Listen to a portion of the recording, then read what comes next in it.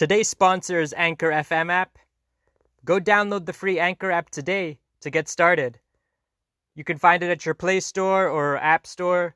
It's everything you need to make a podcast, and it distributes everything for you so it can be heard on multiple platforms such as Spotify, Apple, Google Podcasts, and many more. This is what I'm currently using right now to edit and record my podcast, and you can do so from your phone or computer. And the tools are really easy to use to help document the Big Cat Lounge journey. So what are you waiting for? Go today and download it. Welcome to the Big Cat Lounge podcast. I'm KZ's guest, represents Kennesaw State, Georgia, standing at 6'1", 220 pounds. In a world of average, I'm a savage. He's an undefeated heavyweight contender who made his amateur fighting debut in 2019 with a 1-0 appearance on Rough and Rowdy. They couldn't handle you if you came with instructions. Be yourself, even if you're a little strange. Don't be a knockoff. You're born an original. He's best known for hunting some strange, sketching from Georgia. Welcome to the podcast, Milk Toast. It's Milky Milk. What's up? What's up, man? Tell us a little bit about yourself, Milk Toast. I'm glad y'all invited me to Big Cat Lounge because I'm definitely a big cat. I ain't got a growl. Yeah, I'm from Atlanta, Georgia. I'm undefeated heavyweight champion, Rough and Rowdy. There was several heavyweights that night that fought, but I definitely won. That was an awesome experience. Shout out Black Magic. You know, he was no easy opponent. We definitely went round and round. That's pretty much what's been going on lately. Is, you know, I'm trying to get back in the gym, trying to look for that next opponent, that next fight. Let me set this thing down. Oh, hell yeah, man. So tell us a little bit about the name, because a quick Google search and we find out it's a breakfast dish consisting of toasted bread and in warm milk, typically with sugar and butter. There's some salt, pepper, some paprika, some cinnamon, some cocoa, some raisins, Right. and some other ingredients. So yeah, basically it's a nickname that got spread around. You know, I was playing basketball, pick up basketball, I'll take off my shirt, and, you know, I didn't have a suntan, and one of the guys was like, "Don't let that milk bread guy start causing noise and, you know, start, you know, messing." So I was like, all, you know, pretty much just given that name by one of these guys on the basketball court, and it kind of stuck. Thought it was kind of, you know, memorable, you know. So that's like it's definitely my alias, you know, milk bread, milk toast. Oh, so tell us some more about Rough and Rowdy. Because the commentators, man, they were talking trash the whole time. You're the underdog. Oh, yeah, for most of it, man. Basically, what happened was like my promo video. Yeah, that was a little trash. Like, they took the outtakes and they you know, they got me good on, you know, I'm not the best actor. Milk Toast is a fighter. He's not an actor. You know, he was basically. They took my bad promo. They put some bad promos out, but, you know, young Milk Bread's sitting here ready. I'm waiting on my next fight, you know. Okay. Milk Bread's training. When are you going to start training, and where are you going to be training? I'm going to be training in Georgia. I mean, my next opponent, you know, I mean, it's going to have to be, you know, somebody tough, because Black Magic's already, you know, he was like 6'6", 240. Now, how did you feel after that? I know it was an interesting. It wasn't your typical boxing match. It was what, a 1-2 minute round? No, it was what 3 was the setup again? Oh, so it was 3 2. So what did it feel like to go for 2 minutes and just throw and withstand haymakers and just try to knock somebody out? How much of a different was that than what your usual fighting style and it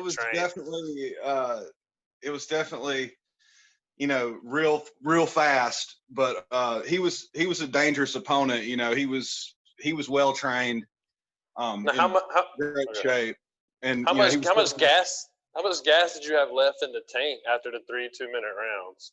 I mean, to tell you the truth, I could have went maybe one more round, and I would have been laying on the floor dead, because I had a quarter tank left, and it was running out fast. But it's just, I thought I'd trained good enough, but I trained for like 3 months, working out twice a week, and then maybe going on a couple jogs.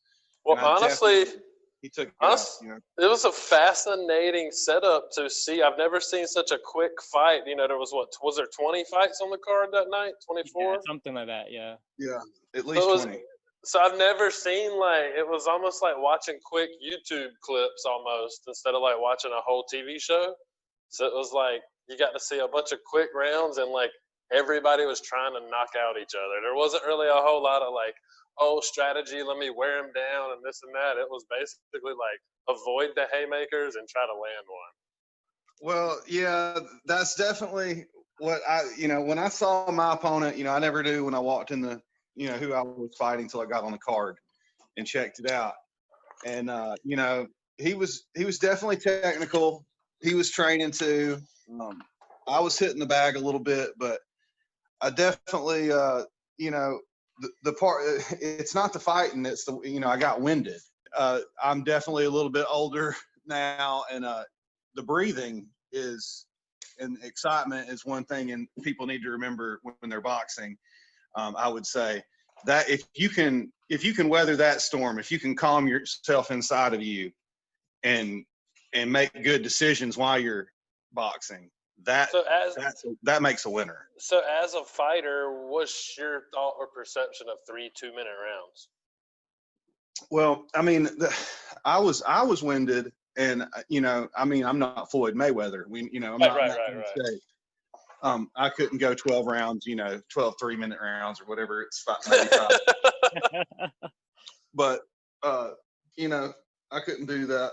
Yeah. But it was definitely it's definitely a good experience, and to finally get out there again and let average guys train and let them have their night, Mm-hmm. Well, how does it feel to be 1-0 as an amateur? Well, yeah, I mean, technically undefeated. How's it feel to be undefeated as an amateur? Pay-per-view fighter, and and I can glint and smile a little bit. But yeah, it's I'm always looking for I'm looking for another chance to get out there at least a couple more times, maybe for a little bit more money, and then really get draw some a good promo video and draw some attention, and at least have something to go for friends, family, supporters, and all that to come out to, and have a barbecue and actually sit down and somebody get some prize money. So you want to focus on boxing? Yeah, I mean, it's a good, it's a sport that, I think that I could do for a little while longer. I mean, and, a couple more fights. Like I said, I'm no prize fighter, but, it's something when you can incorporate this in your training, and it gives you a goal to look forward to, when you want to lose that 20 pounds, or you want to lose, you want to become stronger, you want to become quicker, you want to become more disciplined in your eating. I mean, you can, it's something it's a goal to look forward to, and it's fun to, try to look towards those goals and achieve them. So how'd you even get linked up with entering that fight? Well, I was, basically, I think it was an Instagram ad. Yep, it definitely was an Instagram ad. Yes. And it was plugged in on there on the feed, and it had a guy, had a couple of the fights on there, and the guys said, came on there on the voiceover and was like, hey, if you're interested in the Raleigh-Durham area, you can meet at this warehouse here. I mean, it was downtown. It was at some place in downtown Raleigh, mm-hmm. and some hotel or something parking lot. And we all went and we signed up, and we signed this disclosure and stuff. And then, they screwed me on my promo video and did that house. And yeah, but I did get some revenge on that though. But yeah, but they also placed me way out of my yeah. Even I was having my doubts. So this guy, he was trained up, and I couldn't. Let's get back to that. after I have to tell you about the plug on the Instagram thing was definitely, I saw it on the Explore feed, signed up for it. You know, we started communicating through email, and then like 6 months later, they gave us like 6 months to train. 6 months later, on a summer night, you know, I went to Fayetteville, and you know, we fought, and it was real cool. But basically, what it was like preparing for the fight, I'll tell y'all. It was fun, you know. You know, getting ready and mentally preparing for it. But my strategy when I saw him was like, basically, just I'm gonna stand right. I'm gonna act like I'm right-handed. The first time, and so I started standing like I was right-handed, and I got stung. If y'all don't remember the first round. Yeah, he got the better of you for the first minute, I think, if I recall, and then I was trying to shoot. You had it the rest I was of the trying fight. to hit him on a knockout punch, and this guy. This guy was in great shape, and he had a solid jaw, and he was not going down. Knocked him down. He was a big boy. I knocked him down 3 times. I remember. He wasn't getting knocked out. Right. I mean, unless you got a baseball bat. Right. Unless you hit him with that shot. Talk about the backstage vibe. Didn't you say it was an interesting backstage vibe? Well, yeah. I mean, you got different kind of trainers going through different kind of things. I was just clearing my head and stretching, but the other guys. Some of them were, you know, doing calisthenics. Some of them were hitting the bag. Some of them were, you know, after everybody wrapped their hands up and everything, some of them was, you know, praying. Some of them was drinking beer. The guy. And, you know. They ran out of beer at that event. I actually did. I mean, I'm not trying to. You said they ran out of beer? Yeah. They ran out of beer at the event, yeah. In Fayetteville. Classic. I was lucky. I had a pretty clear mind, but I was lucky to run into one of the beer girls, and she was like, "Hey, you want a drink for your fight?" And I was like, "Yeah, okay." The first time I met Justin, we were playing basketball, and Justin and his friend came out there drinking a 22. The first time I ever met him playing basketball. I really think that we need to play some more basketball, guys. Like, I got my jersey on right now. If you don't know, plug, we got a pickup basketball team together, us guys, and we play every now and then, but we didn't get to play together. Well, pretty soon we'll be able to slap on a pair of VR goggles, and we'll all be able to play. We'll be in our living room, and I'll be able to play against you in basketball, like right from my living room. Yeah. How would you like that? That'll be exciting. About as exciting as it gets. Yeah, the quarantine. Yeah, the COVID kind of hit us hard, but you know we're bouncing back. I just hope everybody realizes how precious life is and how good we have it. And next time, we've pretty much been playing with our phones for 2 months now. And, this summer we need to cut loose and have some fun. Travel. Work out, go out, hang out with each other, be people, but hermits in our houses and stuff.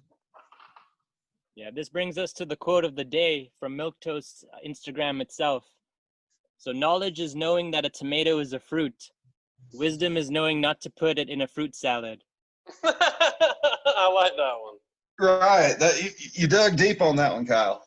That was deep. Yeah. Definitely. You gotta know the tools in life you're working with. How's your life changed since COVID, Justin? Did you change your life at all? Well, yeah. Things, not to get too personal, but things did change for me. I went through a transition, and my job changed, and life didn't wait. And I had to go out of town a lot, and I went through my relationships went through some stress, but, now I've had to leave North Carolina, but, now that I'm in Georgia now. So, but, my life, I'm a basketball, I get, thrown on the ground, but I'll bounce right back up.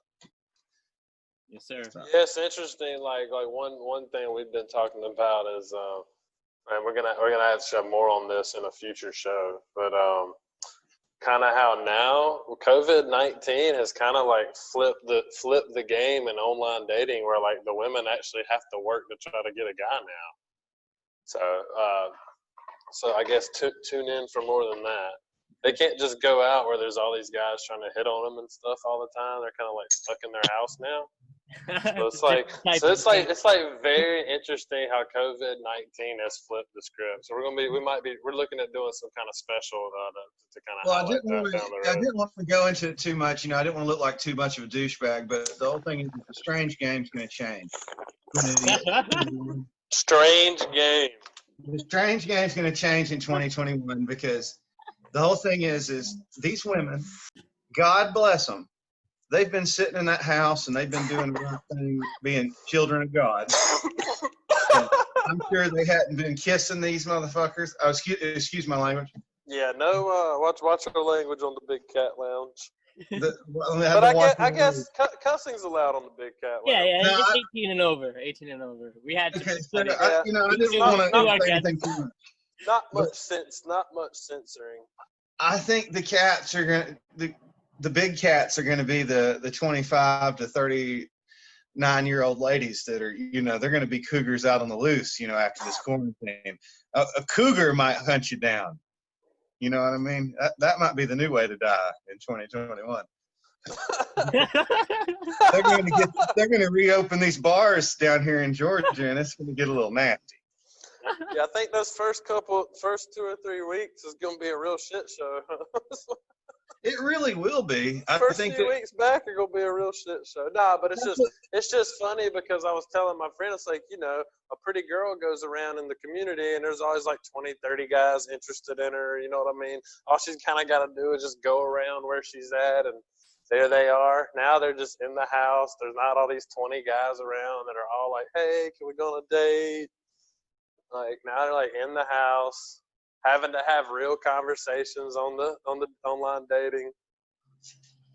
Yeah, it's definitely a different type of game, right? It really is. Way different, I'm sure. So anyway, and I don't think they're used to it. So it's just been an interesting transition for everyone. Has this given the males some kind of like a different advantage? I think if you are a male and you have a good presence online, and your social media does seem interesting, and you have some decent pictures that aren't selfies, I think that can go very far for a young gentleman. Yeah, so that's just interesting how, like, man, I went to Starbucks, man. It's like, have y'all been to Starbucks yet? They've reopened Starbucks here. I think they just did it 2 or 3 days ago. And it's just, you had to wait outside. Somebody opens the door, hands it to you. It's just, yeah, dude. It's like, so like, then I found out today you can actually walk in there, but you walk in and like right when you walk in, they got it all roped off and it's like, please wait here. Yeah. and yeah, so it's just a little. This brings us to a big facts time. So this is the time where we present to you real facts to the max. So when Elon Musk was in college, he turned his house into a nightclub to pay for rent. That sounds like a straight up milquetoast move. That sounds like a hustler move right there, man. Yeah. Word to Elon Musk, he's got some cool cars and like some stuff going on in space, but like, what's up with him naming his son like Archangel A12 or something like that? Like, I think that's. Oh, you didn't see the breakdown on that? You didn't see the name explained? I think I did. I heard it was X Archangel 12. Yeah, but like X is like the variable, the unknown variable X, and then like it had a whole meaning of each letter. Let me look. What do you think about him selling all of his possessions, man? I think that's noble of him, but I'm sure that his house he's got to live somewhere, and I'm sure his house is like in space or something. Oh, here it is. X is the unknown variable. AE is my elven spelling of AI, love and hyphen or artificial intelligence. A-12 is the precursor to SR-17, our favorite aircraft. No weapons, no defense. No weapons, no defenses, just speed. Great in battle, but non-violent. And A is the Archangel, my favorite song. His wife's a nut, I think. Yeah, I think it's his partner, but yeah, still.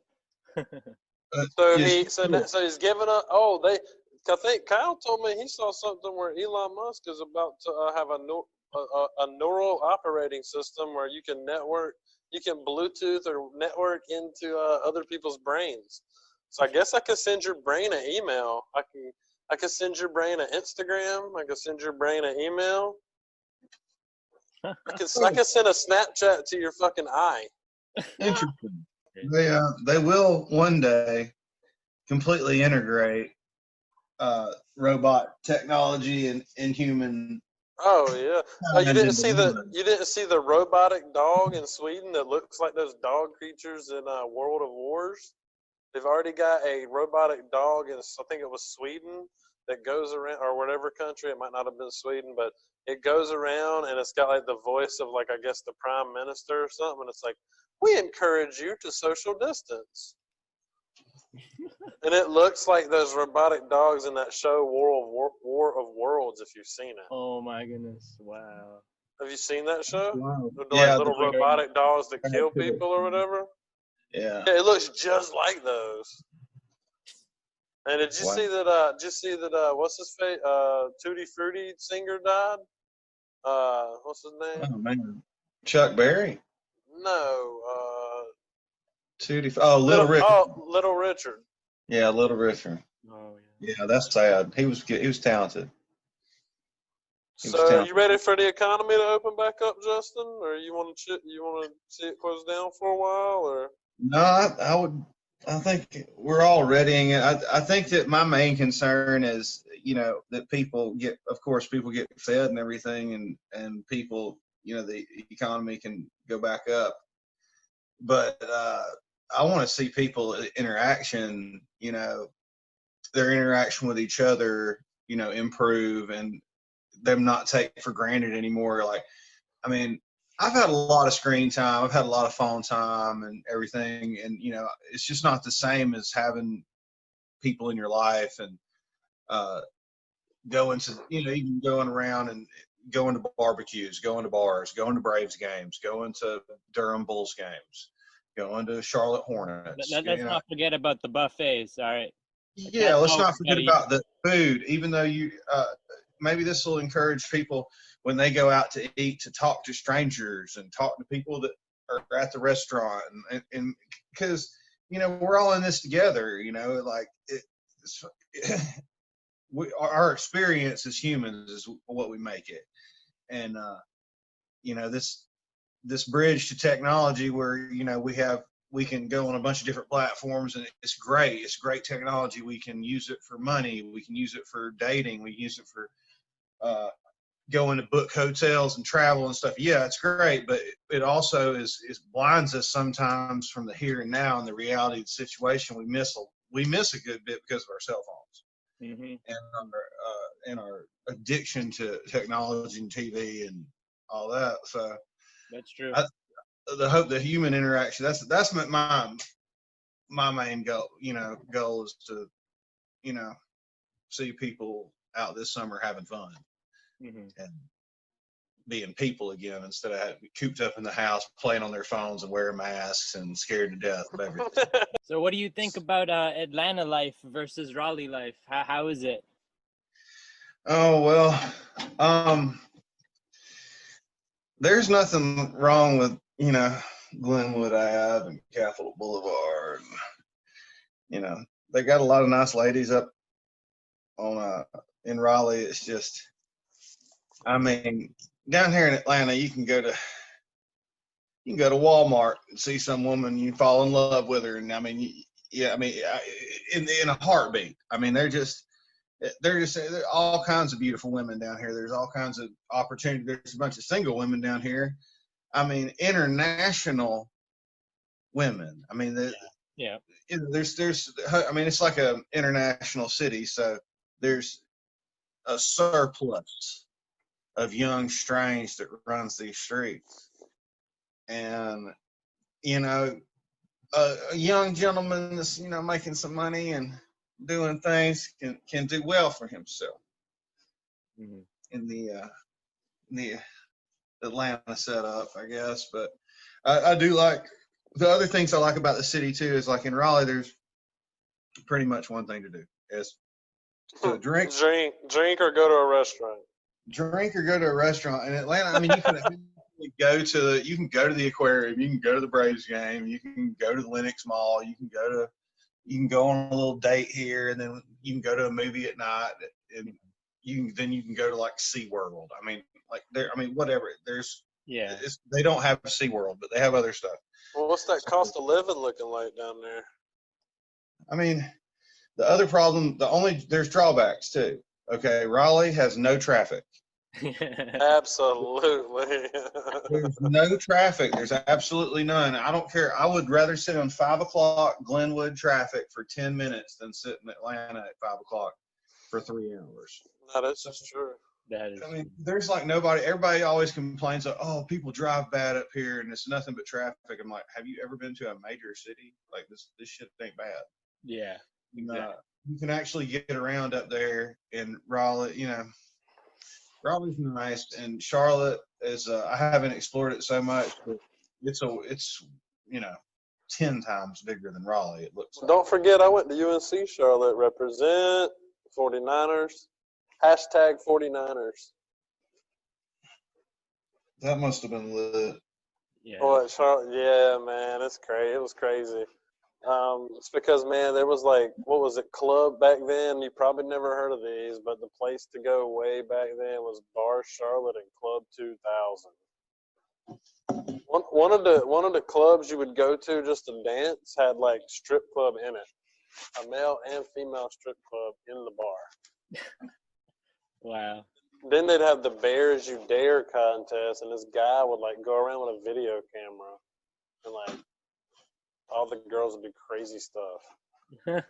It was just an interesting, but you know, UNC Charlotte's like 20-25 minutes from downtown, but I heard now they got a light rail that takes you from campus all the way downtown. Yeah. But they didn't have that back then. Somebody had to drive. There weren't no Ubers or nothing back then. Dude, this was back when it was 25 cents, and you'd go up there with 25 cents, and they'd fill up but the big, whatever size mug you brought them, they'd fill it up for a quarter. It was 25-cent draft night. So I know this young cat, right? He's not quite a big cat yet, and he makes a lot of money, and he's successful, and I guess he's pretty handy or whatever, and he's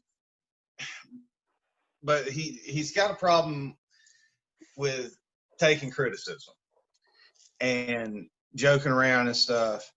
And it was just like, I feel like I was trying to be a mentor to him. But basically, he's 25 and he's got 2 cars and he's got all kinds of money, but he's real tight with his money. And I said, okay, man, everything, you can't tell him nothing.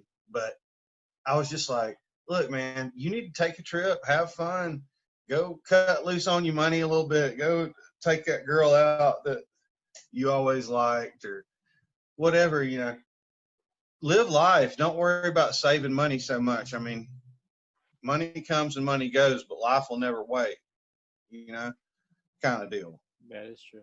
And he was just like, oh man, I don't need that chick. I don't want to hang out with that person. I don't want to go on that trip. I mean, that all can wait till I'm like 50. I'm like, bro, then you're going to be taking that trip alone, or I mean, that's fine if you take your wife, but I'm just saying, like, I think you mean you might have a kid and you might have 2 kids and all this, and you ain't going to no trip. Right, you might not even go on that trip. That trip might never come. So. Yeah. Like, I was just like, you might as well cut loose a little bit. And he was just like, no, that's stupid. And I'm like, no, the stupid thing is, if you gotta have fun while you can. You got to do what you set off on in life's dreams. sometimes. And if you got opportunity while you're young, I mean, damn, it's a no-brainer. But I guess that's where greed and other stuff sets in. Yeah. So what do you think about the next president? 2020, 2024? What are you thinking? Well, I mean, who else is going to run against Trump? I mean, apparently he's got a good track record right now. He's helping our country while we're, in a pandemic. He's really the only presidential candidate that makes sense. I mean, he's already in place, and some of these other people are crazy that are running. They're falling out left and right. I'm not going to name any names, but and some of them are just undesirable. Yeah, it's interesting the selection. It seems like the past 4 years has been an interesting group. So, I mean, I don't know what's really going to happen, but I think that Trump Wally will be reelected. Because the thing about Trump is he's not the smartest guy out there. He's not the brightest light bulb in the bushel. Definitely, he's a smart guy, but he's not the smartest. Okay, but he hires people and professionals that will get the job done for him. And he outsources this work to like the finest people that could have possibly do it. Mm-hmm. Mm-hmm. And like has our best interest and like people that got sense for America, the direction we want America to go. I mean, some of the finest young people, Trump's got a lot of fine young people that's behind him, helping him get this stuff done. What about 2024? Who are you leaning towards? Well, I mean, it's probably, they say Kanye West is running. Oh, and then Dwayne Rock Johnson too. The Rock. Yeah, they say a couple people are running in, but. Mm-hmm.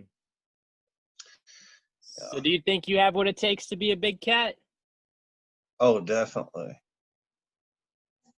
Definitely. Well, thank you so much for being on the Big Cat Lounge today. Where can the world find out more about Milk Toast if they want to follow your journey? Yeah, you can follow me, Justin Wayne, aka Milk Toast on Insta, Facebook. But basically, thanks for having me. Today we had a great time, and I look forward to be a guest again.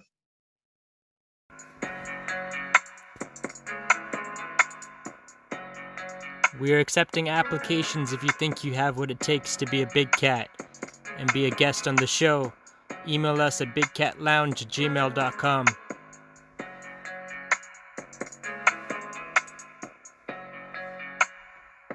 Thank you for listening to the Big Cat Lounge podcast. Hope to see you soon.